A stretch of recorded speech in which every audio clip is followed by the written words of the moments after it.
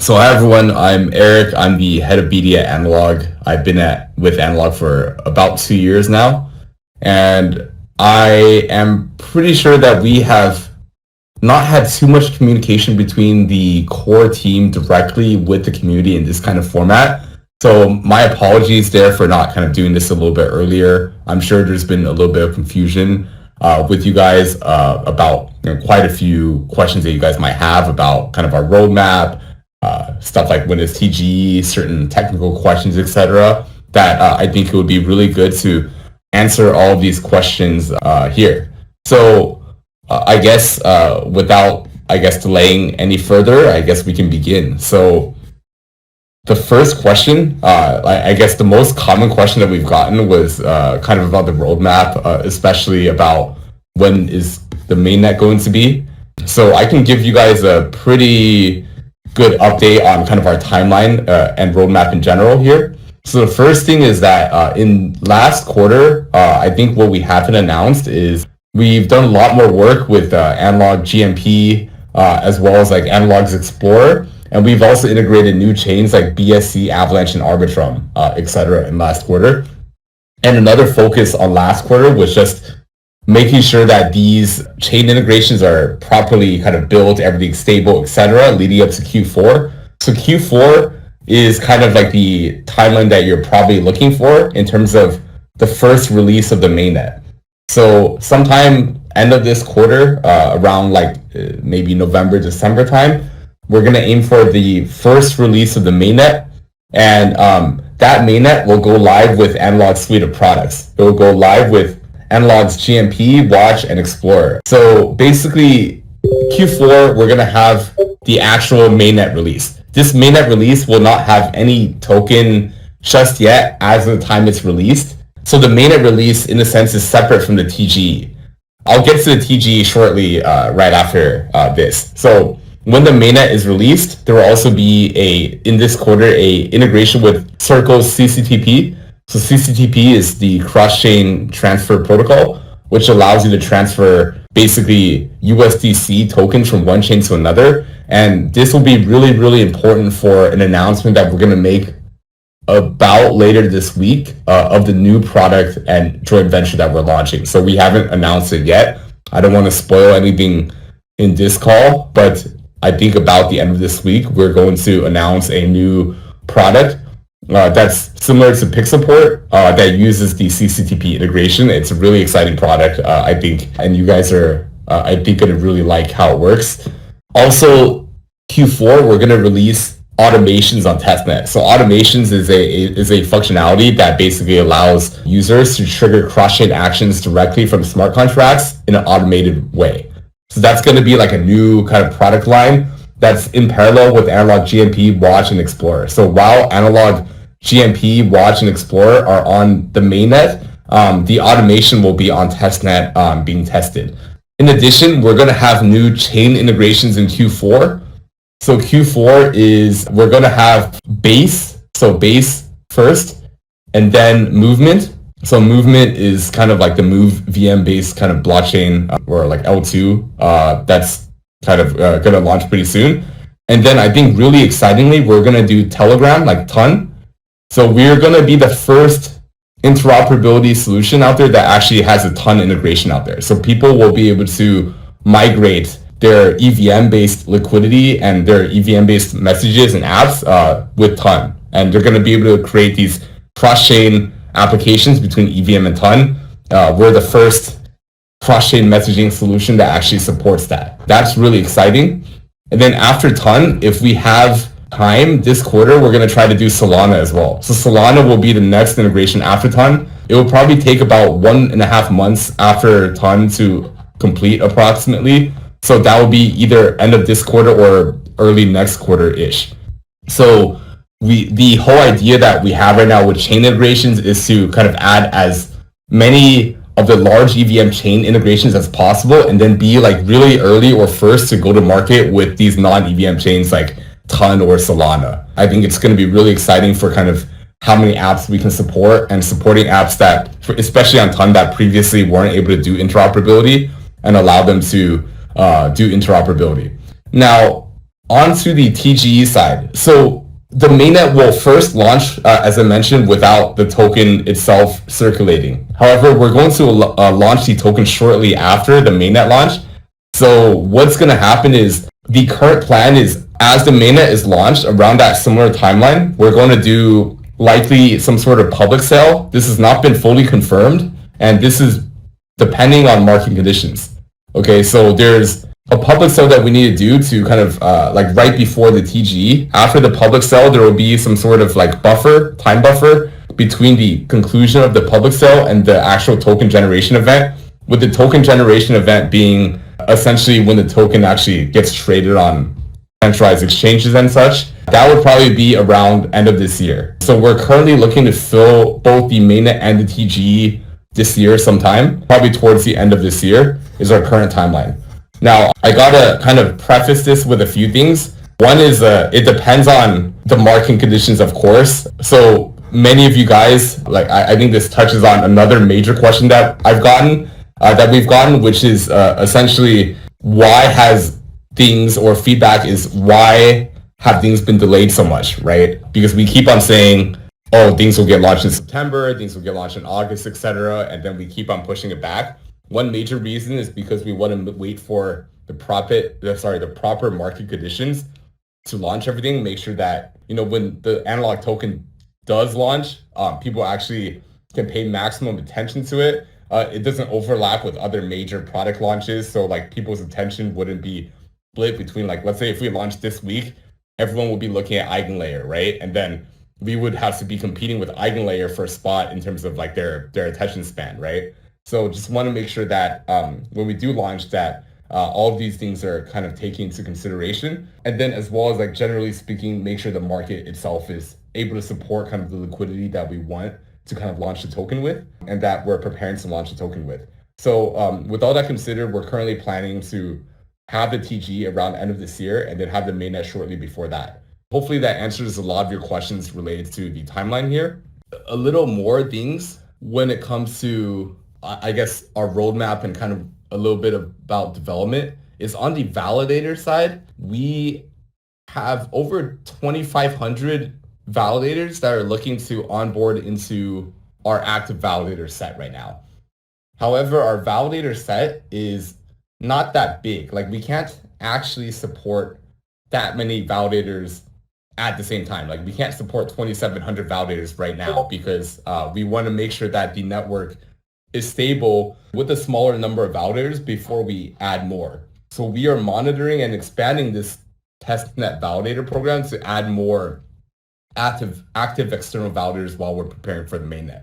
We're kind of doing that very, very actively right now, and then we're going to have a separate AMA, especially for validator related questions for those who care about that. But that's also something we're working on right now. So in summary, on the roadmap side, there's a lot of stuff we're working on in terms of the protocol itself. We're launching a mainnet this quarter with the core functionality. We're also adding a CCTP integration. We're adding more chains. And then we're also looking to do TG sometime around the end of this year if things are okay.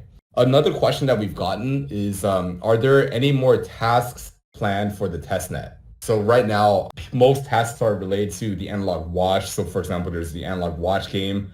You can basically query kind of results from analog watch, etc.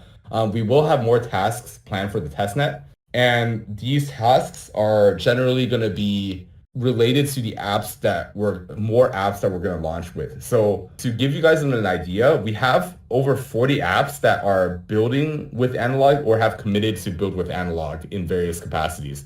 These are a lot of these apps we've already announced publicly. So for example, Frax Finance or Redbrick, for example, we are building with.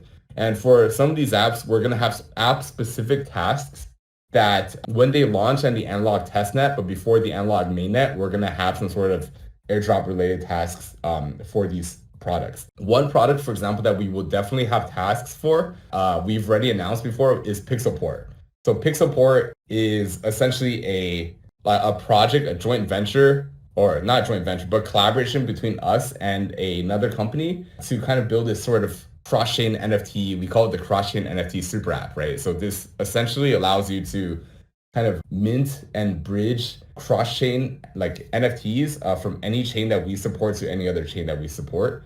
And then there will be certain applications built on top of Pixelport in which you guys are going to be able to do certain tasks on. So the kind of idea here is that, for a long time, we've only really kind of supported more developer-oriented tasks or apps that are like really more targeted towards developers. So for example, even the analog watch game, even though like the average like non-technical participant, like a retail user could partake in these tasks, Analog Watch is still a developer app in the end, right? So we want to create more consumer-facing apps to kind of have you guys be able to interact and kind of showcase how powerful Analog could be. Okay, so another question which is kind of related to this and kind of related to the testnet in general is when will the testnet end?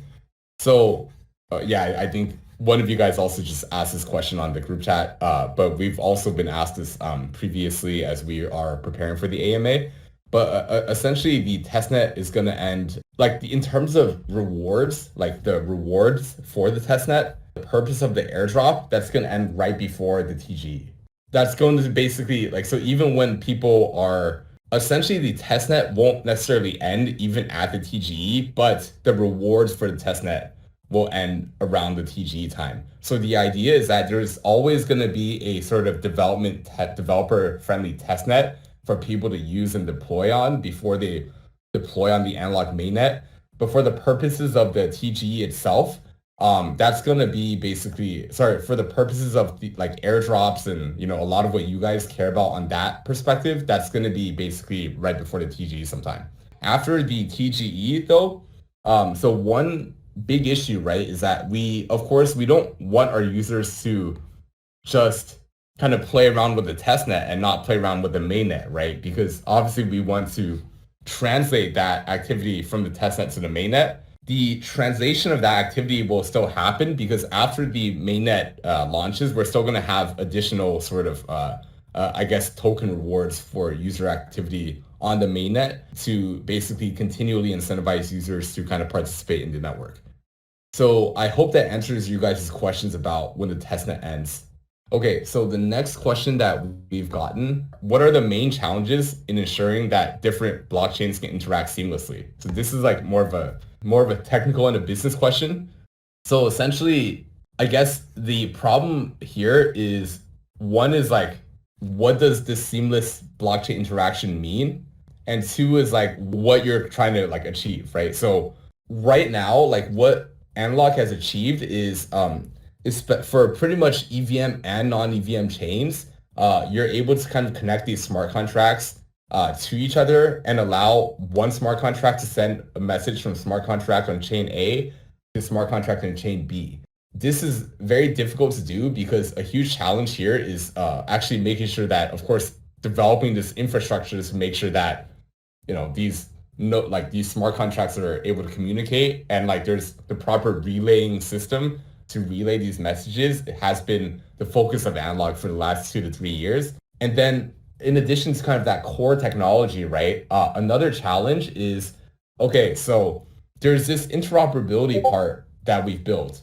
But extending beyond that, like another thing that you guys might have heard about is chain abstraction. So chain abstraction is essentially like for the average user or for developers, right, can we abstract away kind of the complexities of developing on a blockchain for these users?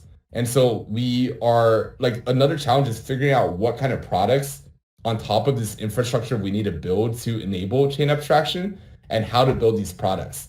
So in addition to this core cross-chain messaging functionality, we've also built stuff like Analog Watch, for example, which allows people to query messages cross-chain, and this automation product, which is another product that abstracts away the complexity of kind of having to understand these different chains in order to program like a real cross-chain app.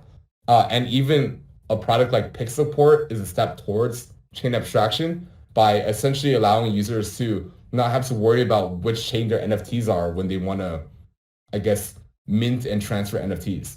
It concludes that question. So another question that we've gotten is about kind of the fundraising. There are multiple news articles stating that Analog secured 16 mil in funding back in February of this year. However, if you look at the tokenomics stocks, that only shows about 14.9 mil fundraise total. And why is there that sort of discrepancy of that 1.1 mil? So to answer that question, the other 1.1 mil that we raised is from equity only. And that doesn't actually impact the total token allocation. So when we made that announcement, another clarification on that 16 mil is that that 16 mil was raised across multiple rounds and not just one round. So it's been raised since the time we started Analog to back in February. Since then, we raised more money. I guess investors, KOLs, etc. We haven't made an announcement on that amount yet, but hopefully before we launch our mainnet or our TGE, we'll make some sort of announcement there as well. So hopefully that answers that question there. So another question that we've gotten is, what are the goals of Analog as a project? So Analog itself really, I think, goes without saying, but we are in the interoperability space. We want to tackle kind of how difficult it is for users and developers to kind of interact with different blockchains and how users are siloed in these chains. So if we can tackle that question and create this world where any app is kind of able to kind of build whatever they want, wherever they want, with kind of the best, you could say, infrastructure that they need without having to worry about all these infrastructure, and then the end user can use that. That's kind of the goal that Analog is trying to aim for right now. The next question is regarding the tokenomics of Analog and how the tokenomics of Analog benefits users. So if you look at the Analog docs, actually, it actually delineates relatively clearly what the tokenomics are for. So if you go to like docs.analog.1, there's a section on tokenomics. So Analog has the ANLOG token, and the ANLOG token is a native token within the Analog blockchain. So in case you don't know, Analog is its own blockchain as well. This blockchain does not yet support smart contracts, but what the blockchain does is that it helps relay messages from one chain to another. Basically, what that allows you to do is, one, you could stake these Analog tokens to help secure validators, right? So this is for security. Two is, of course, it rewards validators and slashes validators for misbehaving or behaving properly. Three is the Analog tokens are used for transaction fees, and such as for basically people joining the network as a validator, as well as any cross-chain message that occurs along the time chain requires the payer to pay the fees in Analog tokens. So one thing that I would probably like to add here is that we have developed a sort of transaction abstraction mechanism. So this is kind of going into this whole chain abstraction concept in which you as like the sender of a message. So if you just like let's say you want to like send an NFT cross chain, you don't really need to kind of worry about having to pay ANLOG tokens yourself, right? That sort of process like of having to own an ANLOG token will be abstracted away from you. On the back end, there will be a transfer of ANLOG tokens to the validators, but you as like a user, as an end user, don't have to worry about that. That's going to be like a big thing that really kind of sets us apart from our competitors to basically make this whole cross-chain stuff like a lot easier for any sort of application that you build. So one question that we've gotten is Analog token is used for is one is it'll be basically collateral for time chain powered dApps. So there's this thing that we have developed that's kind of inspired by other projects called dApp staking. Essentially, it allows for applications to be able to stake, to be able to kind of have users stake towards applications in order to have those users receive rewards. So besides just staking towards validators, people can stake towards applications. And by staking towards applications, these basically you're supporting the application developer with some sort of like universal basic income for applications. And more popular applications are going to be rewarded more universal basic income, essentially. And then finally, like the Analog token is used for governance. Governance basically here involves voting on future direction of the protocol and ecosystem development. So another question is about how Analog is related to Pixelport and ZenSwap. I've touched on Pixelport already, in that Pixelport is a collaboration between us and another company. to kind of build it. So we're kind of jointly launching it together. And then ZenSwap is another project that you guys might have heard about, but we haven't announced yet, which is going to be the project that we announce hopefully end of this week, which is also a joint collaboration between us and another company. And then more details will be announced pretty soon. The next question is about us conducting current strategic fundraising and what we can share with you guys at this stage. So yes, we are currently conducting a strategic fundraising round.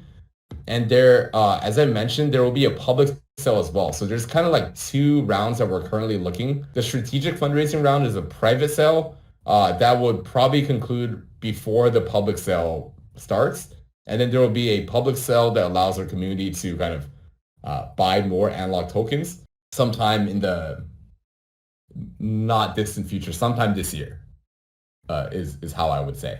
Another question that we've gotten is, I think many of you guys here, or some of you guys here have accumulated analog tokens that are bought from either the pre-sales or giveaways back in the day. So this was like maybe back in like early 2022 when a lot of the initial investors accumulated analog tokens from pre-sales or giveaways. And generally speaking, you guys contributed to these analog tokens in either ETH tokens or BNB tokens.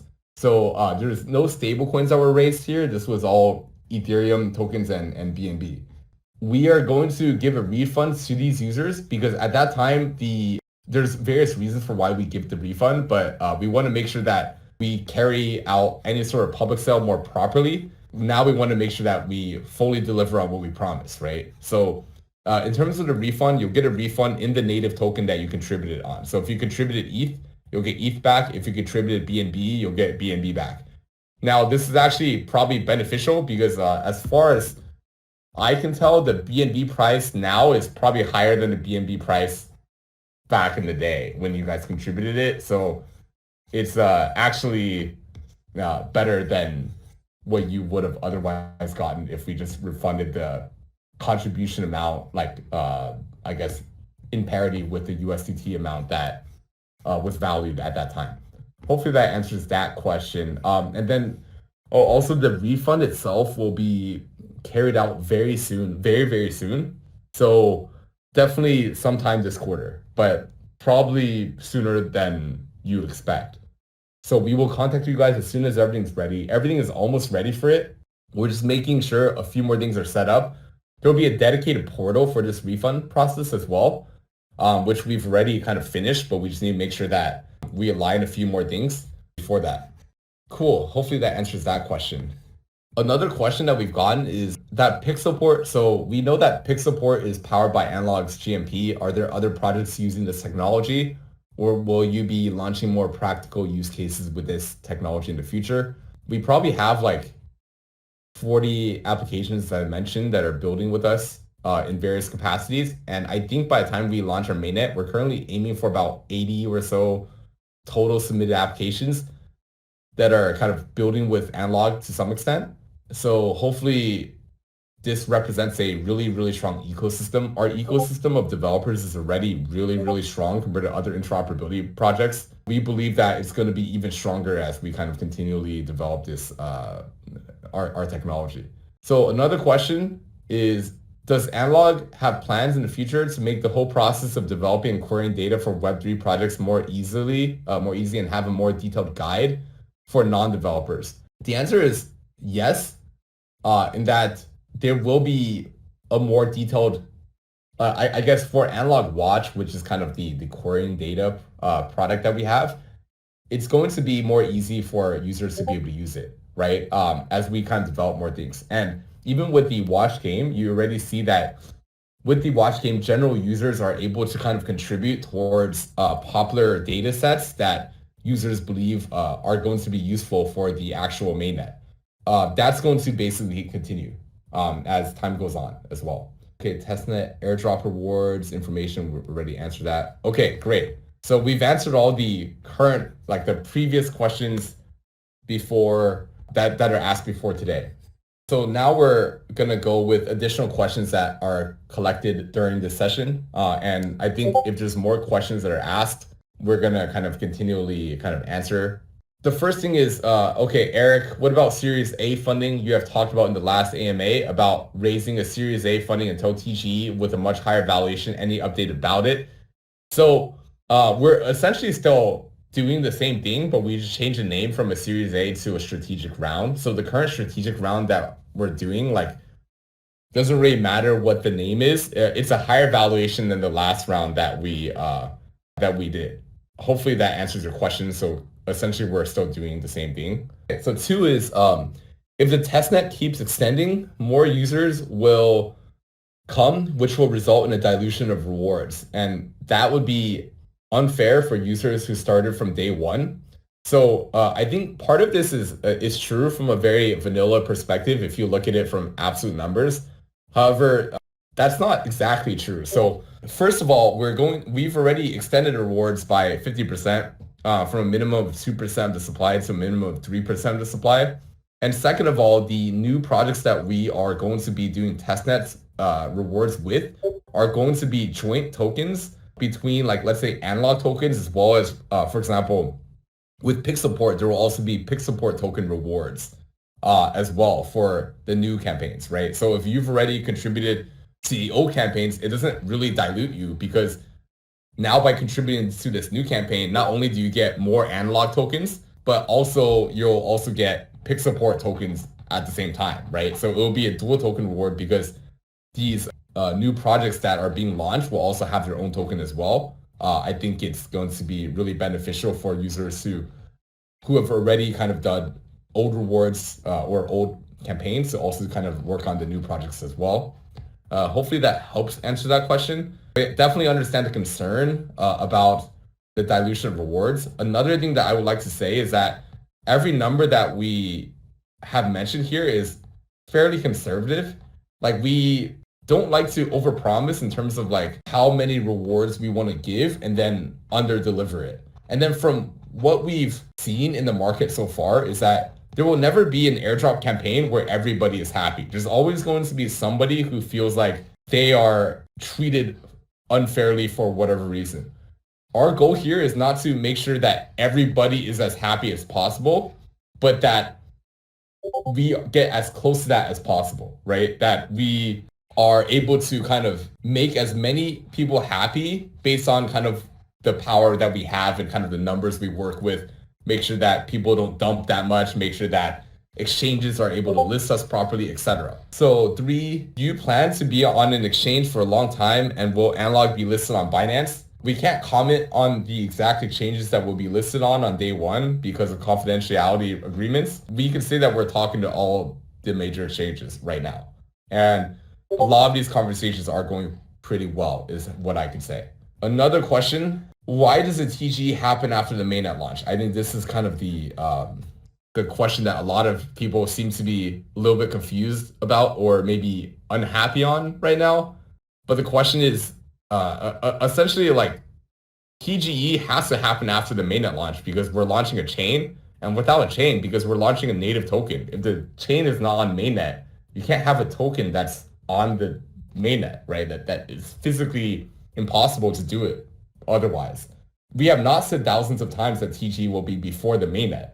The TG must be after the mainnet. Like, that's how it works. Unless we're launching some sort of ERC20 token or something for analog, which it's not, the TG will happen after the mainnet launch. I hope that's clear. There's no alternative to that because of how analog is developed. Another question is, can you show the total number of ATPs earned by all participants in the testnet dashboard? I currently don't have access to the dashboard right now, and I don't know what all the ATPs are myself, but I think we could send that to you sometime after the AMA, because that requires me to sync with the devs to kind of show all these points.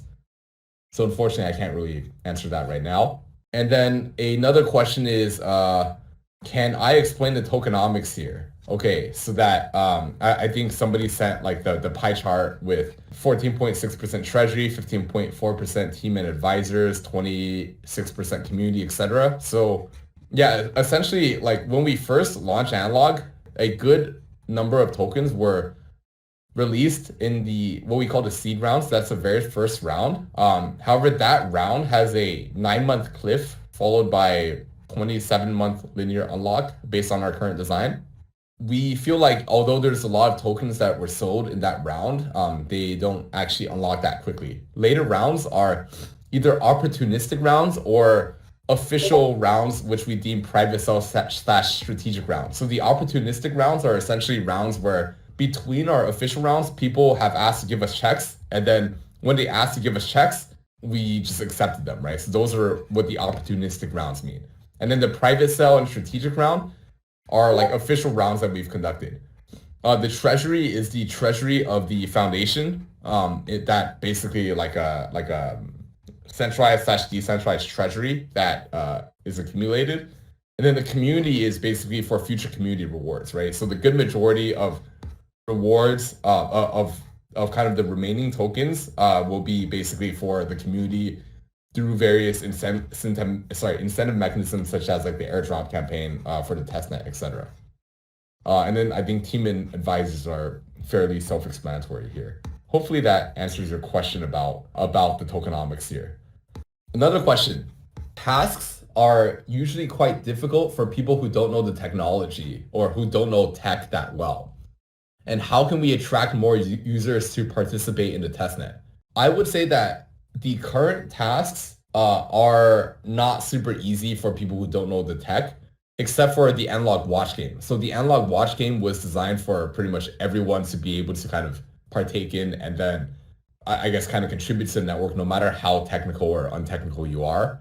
However, with Pixelport and other apps being launched, we're looking at launching, for example, a game, for example, that's going to be using Pixelport for cross-chain NFTs, for example. Those are going to require very little technical knowledge in terms of how analog works. It's just going to be able to require you to understand like how like MetaMask works, for example, to be able to use that and to be able to participate. So I think those are going to be really exciting for users who aren't super technical to be able to participate. Will there be a conversion rate for ATP? So this is another question, right? So another question is, can you release anything more regarding the testnet airdrop rewards? And will there be a conversion rate for ATP? So there will be a conversion rate for ATP.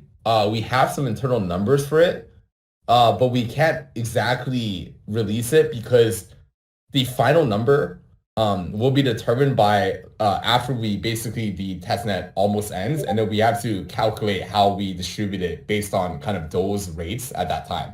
So we can't really commit to like an exact rate right now because we have not concluded the testnet yet. But once we're really close to concluding the testnet, I think we'll have a much better idea, and then we'll be able to kind of communicate that. Is there any vesting in the airdrop? So there will be a little bit of vesting in the airdrop. So a decent amount of the airdrop will be released on day one, and then the rest will be released over 6 months, I believe. So I believe it'll be released like, I don't remember the exact numbers here, but day one, a decent chunk, and then over 6 months, it will be released per month, a certain amount. I think fairly aligned with the industry standard and fairly quick for users who have participated in the airdrop. Another question is, the team is filtering bots and cheaters quite well. Is KYC still necessary to receive testnet rewards? Some of you guys might know or might not know, we have a pretty strong Sybil resistance mechanism that our security team has developed to basically make sure that, in order to even access the testnet in the first place, that you're probably not a bot nor a cheater. And KYC will not be necessary to receive testnet rewards at a base level. So if you just have ATP points, you can receive testnet rewards without KYC if you pass that filter. However, we are currently working on a mechanism potentially, and this is not like any sort of like guarantee or any sort of commitment here. We're currently looking at giving additional rewards for people who do pass KYC. So if you pass KYC, you might get more tokens than people who don't. So that could be a thing. Is eligibility for the airdrop solely based on ATPs? Are there more rewards for users, top 100 users with early member Discord role? There are certain badges, certain things that you could do to kind of receive like more rewards per se, like receive like higher tiers of rewards, etc. And all of these will be calculated when we do the final calculation for testnet rewards. Another question that I think we just got is, in the old roadmap, it shows that there will be no vesting in the airdrop. I'm not sure if there was ever a roadmap that said there's going to be zero vesting in the airdrop. Maybe back in like 2022, we never said that there's going to be zero vesting as far as I know. Now, I'm happy to be proven wrong here. And if anyone shows me that, happy to explain maybe what happened back then. But analog in 2022 is very, very different from analog now, I would say. That's all the questions that I've been asked for right now. So, and once again, with ATP and such, like, we can't commit to an exact threshold or number right now, because once again, that really depends on the final results based on everyone who participated in the testnet. Some of you guys have looked at that document on the Excel that says there's regarding the airdrop vesting. I think that document changes every time. That it changes fairly frequently, and the number changes basically based on, I think at that time when we created that, first of all, that was an error when we created that. This was, I think, maybe late last year or middle of last year when we had that document about the airdrop. I think something like that. But essentially, like, the airdrop percentages actually might be better than 6 months. So it might actually be a little bit quicker depending on what our initial TGE token percentages. So like the circulating supply at TGE, we need to make sure that number is a good number, right? To release at day one. So based on that, we will modify the airdrop percentage, vesting schedule based on that to some extent. But I would say it will only be modified in a positive way, if anything, in terms of being a shorter unlock compared to modifying it in a negative way. Another thing is in that document that you guys wrote that was sent like on the tokenomics white paper, it's not that like for example, for team and advisors, treasury and community, for treasury and community, it's the treasury and the community have vesting, by the way. It's just not written there.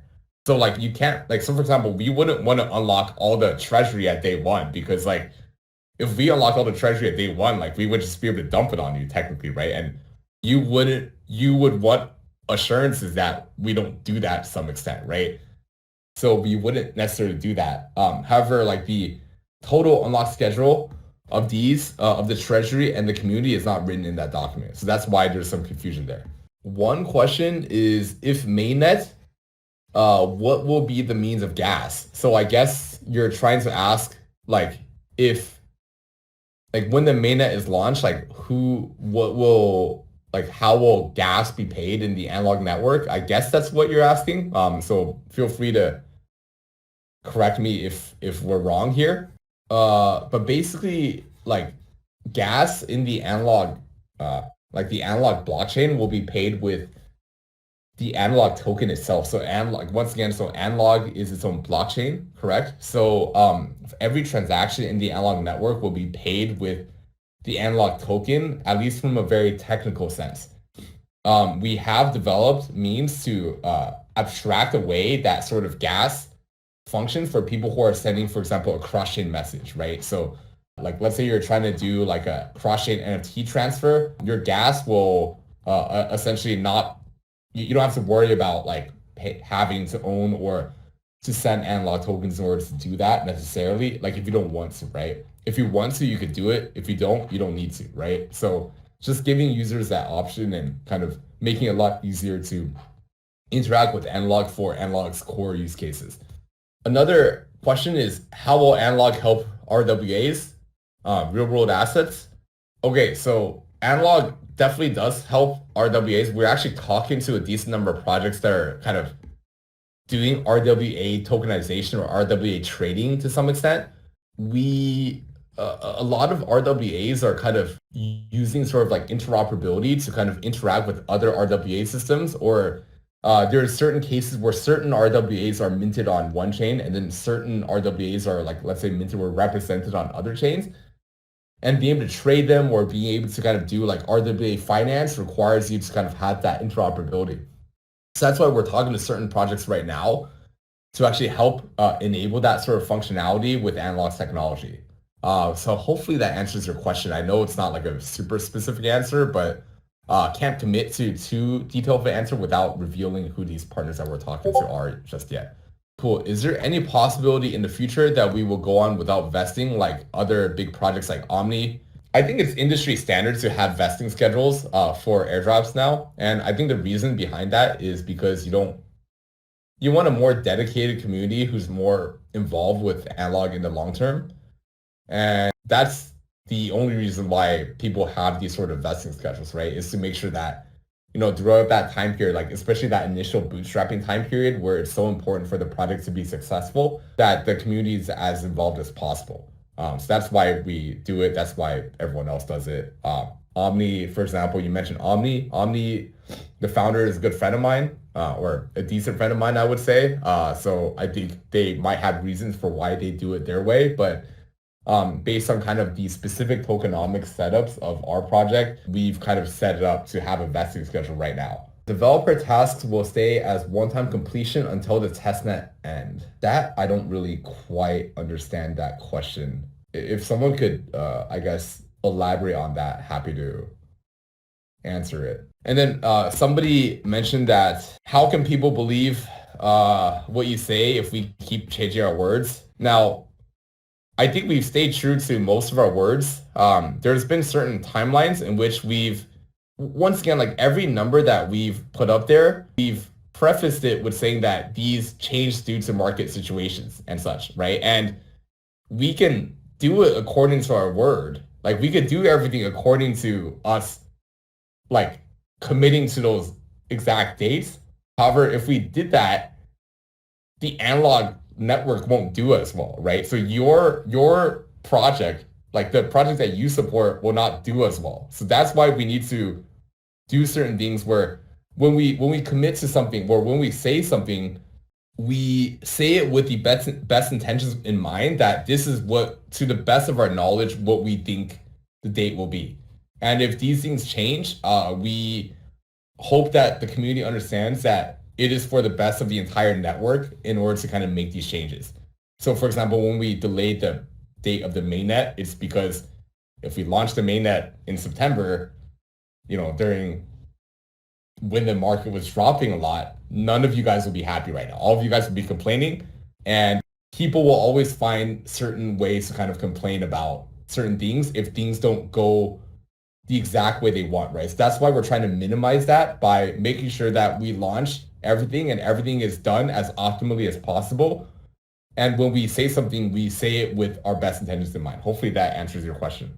I don't know about the dev tests on the testnet. So on the developer tasks will stay as one-time completion. I will have to get back to you on that. I'm not sure what's going on there. Yeah, I'm not sure why it's all set to reward once. So can't answer that right now, unfortunately.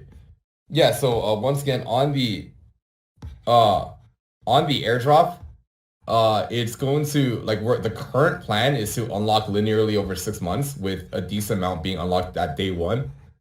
But we might end up changing it to be more beneficial to you guys, if anything. But it really depends on how things look. Hey everyone, hi Time Lords, hi community. Over here, going async, been listening to Eric answer your questions as well. So I'll simply pick some of the questions on the tokenomics side. I see people have a lot of questions around that.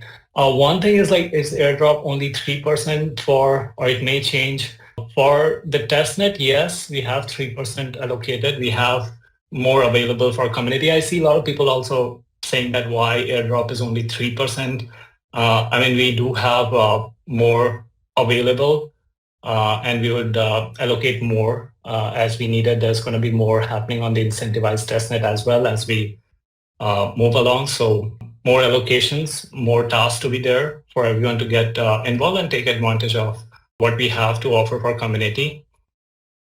And to Eric's question as well, a lot of you guys asked the question that about the vesting schedule. We're thinking, for the coming 6 months, you try and unlock more But as of now, it looks like we're gonna like go ahead with 3% on PG, and more allocations would be added going forward, and we'll decide on the vesting schedule accordingly. But we'll keep you guys posted, and we'll try to be as consistent as possible. Yeah, so I guess Sancho corrected me a little bit from earlier. So the 3% that the minimum 3%, like that 3% number initially will be all unlocked day one. But that, as we mentioned, like there's a pretty good chance we'll increase that number, but we don't want to make any promises one way or another. So that's been like the current plan for that is to have a vesting for that. So that's my confusion there. So it's my bad. And thank you, Sancho, for correcting me there. No problem. Great questions, actually. Good to see people have good quality questions here. Okay, let me try to clarify a little bit of what Sancho said. So when we talked about the airdrop percentage, it would be initially at 3% at the day one, like, okay, so the minimum airdrop reward would be 3%. Okay. Of that of that total airdrop reward, 3% of the total airdrop reward. So the minimum airdrop reward of 3% will be unlocked at day one. Anything above that, if we give more tokens than that, will be unlocked with a vesting schedule, most likely, probably according to that 6-month scheme.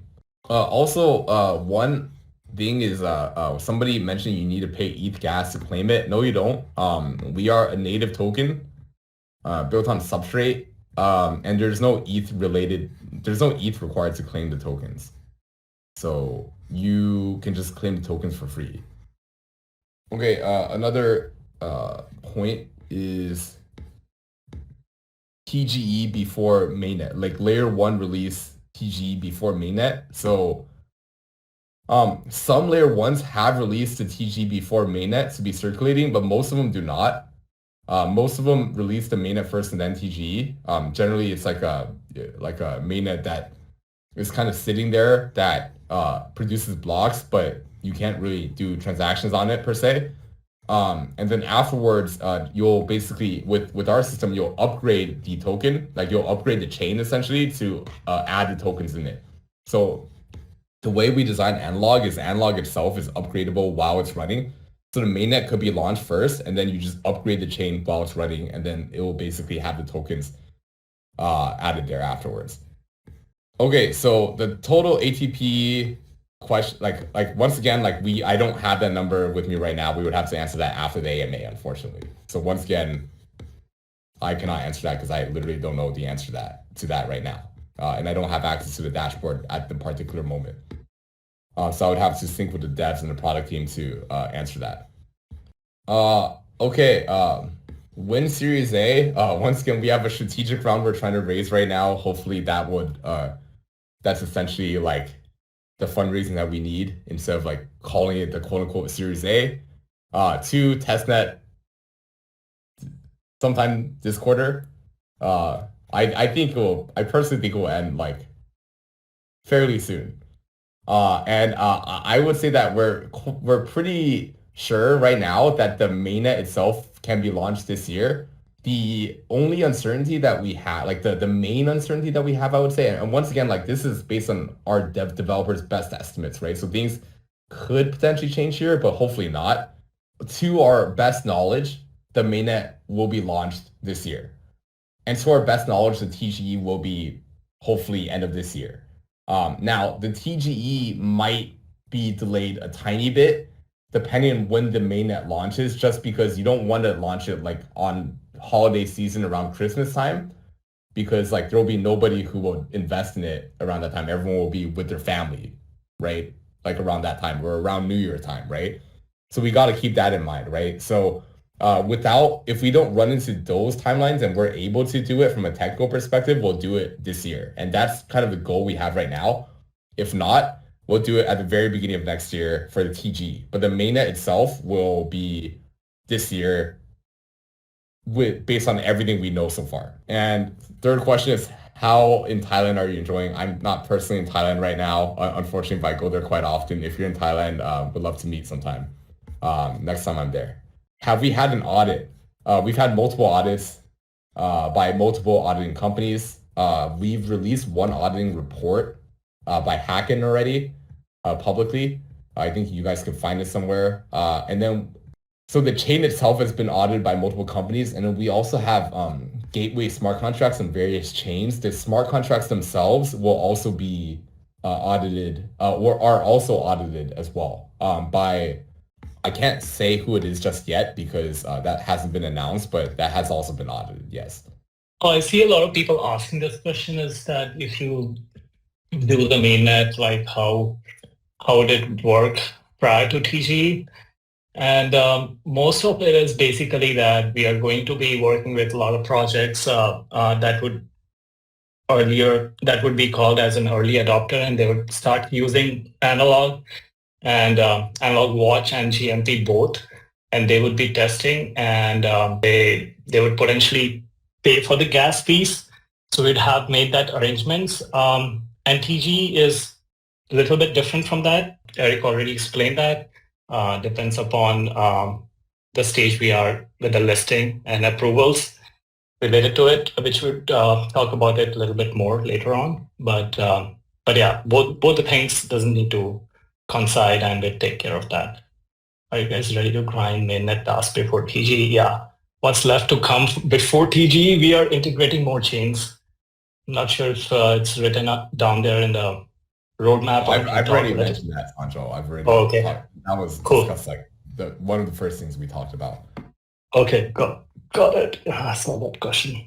All right, I think we'll take one more question and then we'll have to conclude this AMA because it's already a little bit over time here. Okay, upcoming GMP tasks once or daily. We don't want to announce it just yet, so I think you'll have to stay tuned for that. I can't really commit to that one way or another just at the moment, but you'll have news on that in the coming few weeks, I believe. I know there's a few more questions and we'll try our best to answer it after this concludes, but really thank you guys so much for attending this AMA. Got a lot of really good questions here, as Sancho said as well. And yeah, any more questions afterwards, happy to answer asynchronously after, but had a really good time answering these questions for you guys. Thank you all. Thanks everyone. Fun chatting with you all. Bye.